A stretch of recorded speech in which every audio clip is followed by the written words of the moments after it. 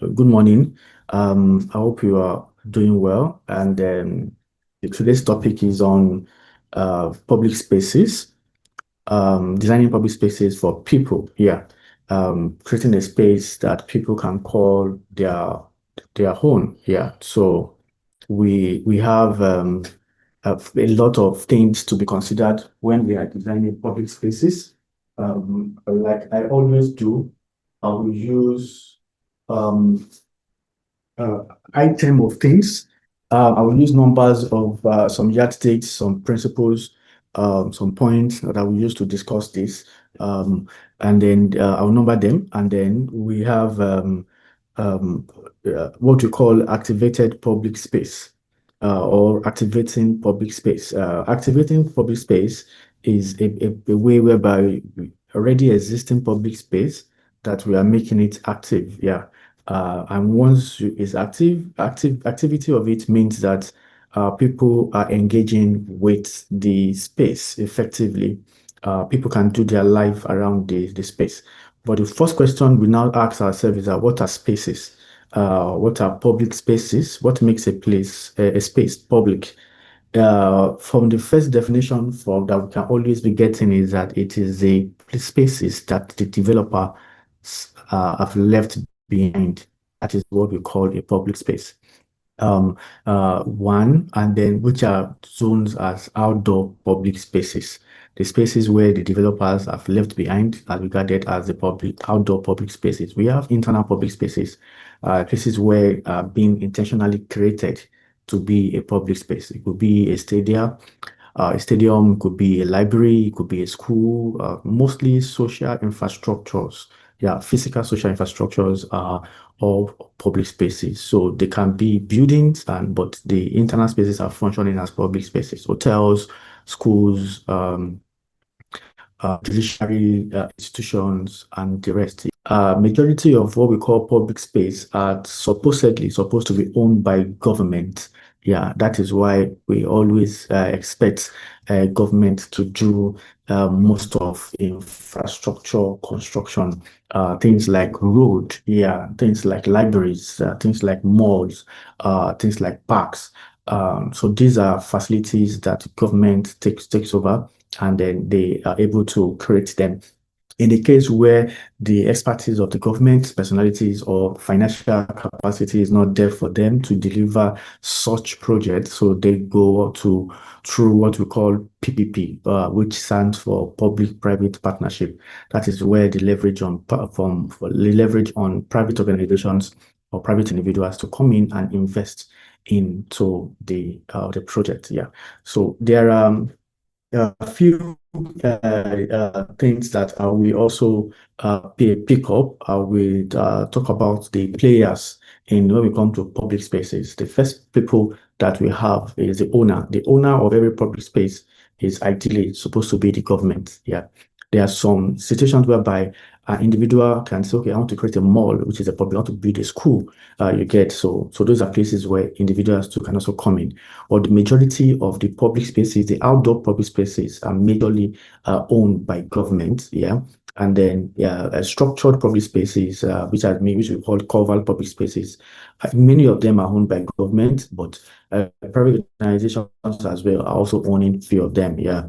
We have airports are mostly owned by government 100%, to a point, due to PVP project, it can be owned by private for a period of time, private doing the execution of the management of the assets, and they hand it over back to government, or they take it over entirely, and then they start running it. That's why I said it is always shared, but I said, but mostly government owns all these things. It's because of the capacity in terms of financial capacity and human capacity, which goes with technicality. That is why governments mostly give out some of this infrastructure assets to private organizations to develop and then to run for them. So we have the concept of the owner of the public space, and then we also have the concept of the developer of the public space. The developer is where we have people that are business oriented, and they are ready to deliver the project and take responsibility of the costing of the financial application. Go and get what we call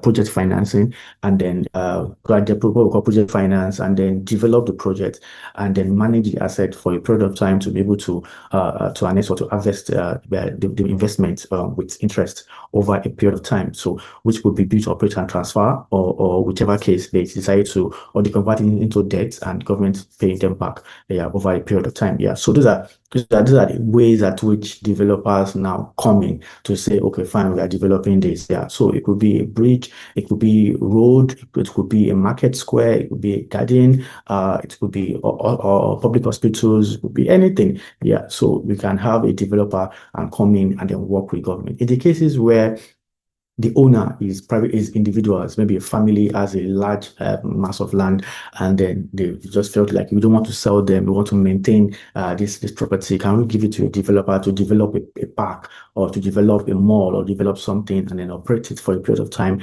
and then it goes back to the family? So in that case, the family is the owner, while the developer is the person that sponsor, that creates the idea and then sponsors the idea to build up a place or an infrastructure where people can express themselves and then do life together. Yeah, yeah. So this third level of people, that the stakeholders are important when it comes to public space. I've mentioned the first one is the owner, the second one is the developer, and the third one is the builder. The builder is where we have the architects, the engineers, the contractors that will build the facility, the landscape architects. These are the builders, people that build the facility itself. Yeah. Yeah, so they are the ones that they are the engineers behind. That is where we at Filter City are. So we deliver the projects. So we have the owner has been existing, the developer has come up with an idea. Okay, this is what you want to do, and then we have the builder or the deliverer. The builder is the one that now to build. It starts from the architectural design, in front of details, everything that needs to go in place. They come up with it, and they bring the old concept, the old what we call the thought, the idea, the concept, they bring it into physical, into existence. So that is what uh, develops. That's what the builders does. And then the last one, we have the operators. A part of the stakeholders. The next one is operators, people that operate the facility itself. Yeah. So if it's a school, there's somebody owns the land, which can be government, or let's say airport. Yeah. Let's say an airport, for example. Government owns the land, and then which is owner, a developer comes in and develop and say, okay, I want to develop it. The developer is not the one that builds, it's just the one that promotes, that come up with a business case, that drives the finance, that drives everything that will bring that project to come to light. And also is the one that employs the builder. So the builder now comes in and then builds it. Yeah. So build it to take, starting from the builder concept, start from the design stage, from the whole project management system. Yeah. From designs, from coordinations, from the coordination, share with every other stakeholders, working with them, and then moving into execution, from execution, management and control, from control and delivery of the project.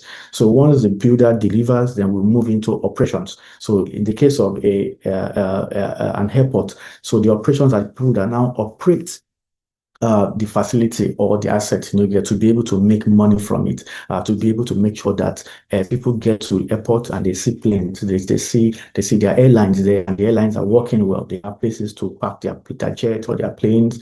There's enough landing, there's no runway. People are getting their tickets, everything is fine. People have a place to stay, and those people are the one running the whole operations. People operational team. So they're the operations people. It could be any, if it's a school, these are the teachers, they are the principals, these are the securities. They are mostly human people that runs the whole thing and drive that asset to be able to generate revenue, and also serve public people, serve people as a public facility. You get, yeah, yeah. So the last one there are now the end users that are using it, which is the people that are paying for it, people that are using the facility. That is myself, yourself, that goes to the airport, myself, yourself, that goes to the park and sit down and receive fresh air, myself and yourself that goes to the football pitch to watch a match. You get myself, yourself, that goes to the market to buy grocery, to buy stuffs, and other things. Yeah. So those are the so that they are the fifth level of people. So at the end of the day, the whole goal is to work for the people. You now have to turn it upside down. That from the way if you want to make it sustainable. So what you now need to do now, you now turn the last people, which is the users and the consumers. They are the ones that you start from. So every concept that you come in, want to do your design, you start from the last person, which is the person that is using the facility. Everything that has been created is towards the last person that will use the facility, which is if it's a hospital, is that patient that is coming to receive the treatment. If it is school, it is that child that you are taking there. You get everything centered around the person. So it's called a people-centered design. Yeah. So when you are doing a public space designs, yeah. So that last person is the person that personality is the person that you profile and that will determine who owns who is the owner. Owner goes with location. Yeah, nobody owns everywhere. Yeah, so except government. Yeah, so who owns this? So okay, even if it's government, it's different states are owned by different governors. Yeah, you get. So we have different government structures. Yeah, there's Lagos State, there's Ogun State, there's Miami, there are different places. Even in the state, there are different locations to have judiciaries and all those things. But when it comes to family owns different things. Yeah, you get. Yeah, so nations are different and all those things are different. So ownership has to be specified. You get, and then depending on the people you're working on. Yeah, then we now talk about the developers. It also flows with that. All developers has their KPI, they have their direction, they have things that they focus on, they have their patterns, they have their style, they have their specification, they have their focus area. So you also honor that focus area. Then we have the builders. We have builders that have different expertise there. So you get the right builder that builds this thing. And then you have the operators. The operators are professionals. Yeah. So you get the right people. And the last people it's people. It will start with the people and ends with the people. That is the process at which that's like the guardian that we always get when we are doing the design of public spaces. I will now pick up the five P's. Yeah. I like using the word P's. Yeah. So the first P is the people. I've explained the stakeholders already. So when you now want to now do the design itself, yeah, those are principles that you use to do the designs, yeah, that governs the design of public space. The first one is the people. You look at, okay, who are we creating this thing for? Why are we creating this public space? Yeah, like we mentioned from the stakeholders' point of view, I mentioned the last person is the people, but the last person is a king of all, is one that determines everything. So coming back to this, we talk about the people. The people goes with inclusiveness. Yeah, so we talk about the people that are disabled, talk about the people of different culture, different color, talking about different age of people. Yeah. So if you're designing a public space, you know that children will be in that space, adults will be in that space, people that are blind will be in that space. There's no restriction for different kind of people. So people is general. So you need to first of all do profiling of people, and then when it goes to profiling of people in terms of physical features, in terms of age, all those things. And then the next one you think about is the culture of the people where or the locality where the people where where you are doing we want to create a public space. Are they industrious people? Are they people that like to dance? Are they people that like music? What kind of play do they do? What kind of activities do they do? What kind of festivals do they do? Those things will drive the thing that you are creating, will drive the kind of space that you are creating. It will drive the kind of the size at which you'll be creating it. Yeah. If you know that, oh, there's always a festival every quarter. So if you are creating a public space for them to gather, that just think of maybe like a town hall meeting, why can't we make it larger so they can be hosting the festival there? If they, you need to consider the people concept is a lot when it comes to public space design. There's a lot that will be going into. We'll be taking them one after the other over a period of time. Yeah. So you understand that part. And then the next thing is the place. Where is this project going to be situated? Where are we choosing in the whole? If it's Lagos State, where? If it's Ogun State, where? If it's Abuja, where? If it's London, where? You get. So you now look at it. If it's Washington, where in Washington? And then you now look at it. Okay, fine. Where are we putting this thing? Too many things has to be in place. Okay, this is a good place. Do the government have full ownership of that place, or is it owned by family or by individual? Okay, what is going to so you start profiling that particular place with that place close to where people are, Is it close to a market? If it's a school, is it close to where people are really living, or is far away? So meaning that they'll be investing in transportation to go there. If it's a judiciary system, where exactly it is. You get, so if it's a sport arena, where exactly it is. When they are playing the game, there's noise and everything. You don't put a sport arena by a massive healthcare facility. When they make a goal, like India, and they shout go, the people in the hospital someone can slow man have heart attack and the person will die. You get, so there's different. They have to space them. Yeah. So it functions, different functions and different things. So this is what we call the space factor. Yeah. So you consider it. Oh, where should we put this? You can't put this. You can't be having too many parts and the same area. You need to spread them so that other people will not be traveling because they are going to a park. You get, so it should be evenly distributed across where people settle. Yeah. The next thing that you need to talk about is the product. The product itself. What product are you creating? Is it, do not talk about the product itself. Do not profile the product. Profiling the product is okay. Is it a school? Is it what side of the school? Now we know that we know the people that want to. We know their culture. We know how they behave. We know that. We know this. We know this. We know that. We've understood the place that this is where we want to do this project. Then now let's profile the product itself. Or what kind of product should we now? How should the product look like? What is the size? What are the things that we should consider in addition to this? How should we go about XYZ? How should we go about this? You start profiling the product itself well to be able to show that this product can serve this thing. What kind of parking space are we creating? That is still profiling the product. How many floors should we go? Should we introduce a lift at all? No, most public spaces are below 4-story building normally, so that and that is the minimum you need, which is 3 suspended floors that you need, that anybody will not need a lift. Yeah. So that's why most public spaces are benchmarked to be three suspended floors. Yeah. So you now look at that to be fine. So can we go higher that we are introducing lift? Okay, why are we doing that? Like will you more rock? Why are we doing this? Is it towards a aim? You have to start profiling it very well. Should we reduce the height? Should we go wide? Should we go horizontal? No, let us go vertical so that we can have use of this other space.